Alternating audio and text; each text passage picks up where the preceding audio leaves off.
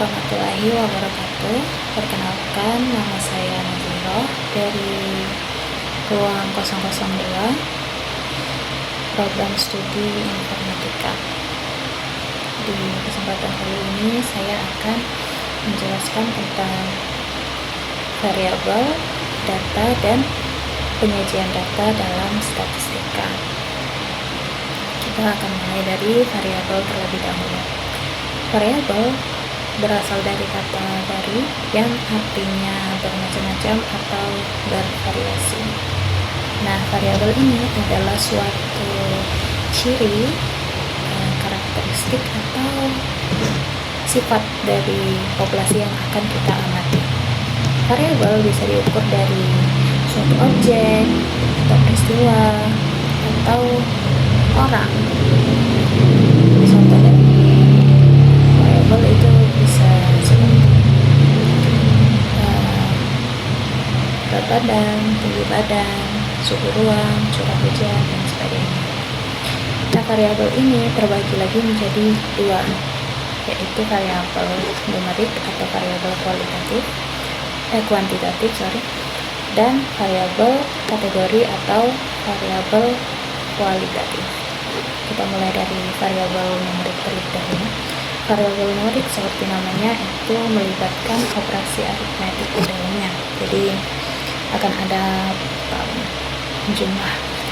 penjumlahan, pengurangan, perkalian, dan semacamnya. Variabel numerik ini terbagi lagi menjadi dua, yaitu variabel kontinu dan variabel diskrit. Variabel kontinu ini adalah nilainya itu bisa diukur dan nilainya sembarang, bermacam-macam, seperti tinggi badan, berat badan, suhu ruang, dan semacamnya. Kedua, itu ada variabel diskrit. Variabel ini bisa dihitung, cuma nilainya mutlak, tidak sembarang. Jadi seperti jumlah anak dalam satu keluarga, atau kalau kita main monopoli itu kan berapa kali angka 2 ketika kamu melempar dadu itu keluar. Itu adalah variabel diskrit. Nah, selanjutnya kita akan lanjut ke variabel kualitatif atau variabel kategori. Variabel ini biasanya bernilai nama atau label, bisa diidentifikasi dengan nomor, tapi tidak bisa melakukan proses aritmetik di dalamnya. Variabel ini juga terbagi menjadi dua, yaitu variabel kategori yang biasa atau variabel ordinal. Variabel kategori biasa itu adalah variabel yang memiliki kategori yang berurutan. Jadi seperti ranking selebriti yang paling populer tahun ini, atau ranking iPhone yang terjual paling banyak tahun ini, dan sebagainya. Lalu variabel ordinal, variabel yang kategorinya tidak berurutan. Jadi seperti jenis kelamin itu tidak punya urutan, atau ya sekedar merek iPhone aja, maksudnya iPhone jenis apa gitu, tanpa urutan, jadi hanya kategori. Nah, selanjutnya kita punya data. Data itu ada dua juga, mengacu dengan variabel tadi, yaitu data kuantitatif dan data kualitatif. Kita mulai dari data kuantitatif terlebih dahulu. Data kuantitatif itu dikumpulkan untuk suatu variabel yang numerik, kuantitatif tadi. Pertama, dia terbagi dua. Pertama, data kontinu, yaitu data yang diperoleh dari hasil pengukuran.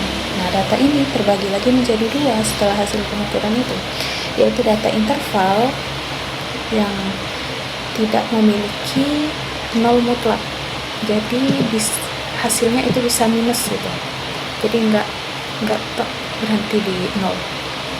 Seperti suhu ruang itu kan bisa minus ya, itu.